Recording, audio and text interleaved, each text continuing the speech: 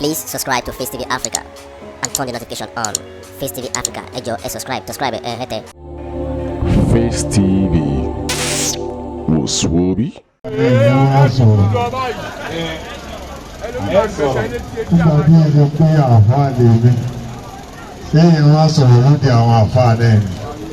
Assalamu alaikum wa rahmatullahi ta'ala wa barakatuh. Ó dàbí ìpáwọ̀ ìgbò yìí. Àwọn ìgbò gbogbo wà rí. A máa tó ṣínú. Ẹ wá aago tó 7:30 láwà. Ẹ bá wọn aago ìṣínú tí ń tó. Salamu alaikum wa rahmatullahi ta'ala wa barakatuh. Ọmọ èṣù má dáhùn. Ọmọ èṣù má sọ̀rọ̀ sókè. Ó ní bàtà máa ń pariwo sọ̀rọ̀ sókè wèrè bí wàyí. Nínú ọ̀rọ̀ kọ́lọ́ ń ṣàánú wa. Ẹ̀mí wa tó bẹ̀rẹ̀ Ramadan náà ló máa parí ẹ̀ láṣẹ Ọlọ́run ọba. A ní kú sọ́nà bí òfin, a ní kú sájú òdì o. Lágbára Ọlọ́run ọba ẹnìkọ̀ọ̀kan wa ká bẹ̀rẹ̀ ọdún yìí pẹ̀lú bísímíláì.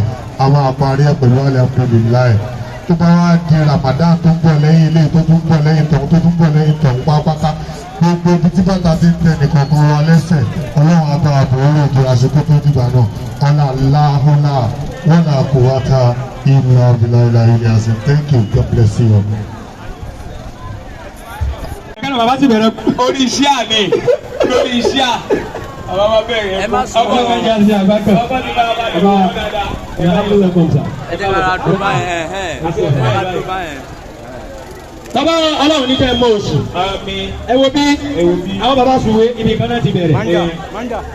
Kì í ṣe gbogbo ẹni tó bẹ̀rẹ̀ náà ló yọrí ẹ̀. Ọlọ́run tó yọrí ẹ̀ fún yín. Ọlọ́run dákun má pa yín lójijì. Ẹ bá ṣe àmì náà fún wọn. Àwọn kan ti wà ní lánàá wọn sì máa lónìí. Ọlọ́run o, gbogbo yín ti tẹ̀ báyìí Ọlọ́run má jẹ́ owó mi. Ẹ bá ṣe bísímìláì ìfẹ́ iná àtẹ́yìn náà kan fún bàbá wa. Inna ṣáàdì aka ti lẹ́mẹ̀ tó máa jẹ́ táwọn táyé. Inna ṣáàdì aka ẹ̀ṣẹ̀ wa ní mẹ́ta.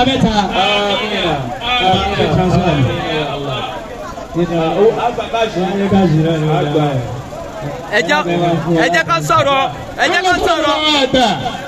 Bàbá ìdùnnú Alhaji wa Ismail Ìdòwú olú ọmọ Èjìgbò bàbá wọn ní kẹfà ara wọlé.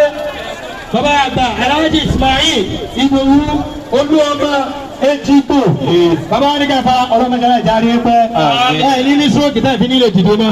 Wala hawla wala quwwata illa billah. wọ́n ní ká kí bàbá àgbà Alhaji wa Abdulhamid Alimi oníkẹ́pẹ́ ọ̀gá ọlọ́pàá ẹ̀dọ́kan nínú agbára Ọlọ́run wọ́n di IG ọlọ́pàá máa kẹ́ anybody wàhálà máa ṣẹlẹ̀. Àti bàbá àgbà Alhaji wa Ahmed. Please subscribe to Facetv Africa and turn the notification on. Facetv Africa, ẹ jọ̀ọ́ subscribe hete. Face TV was Swoby.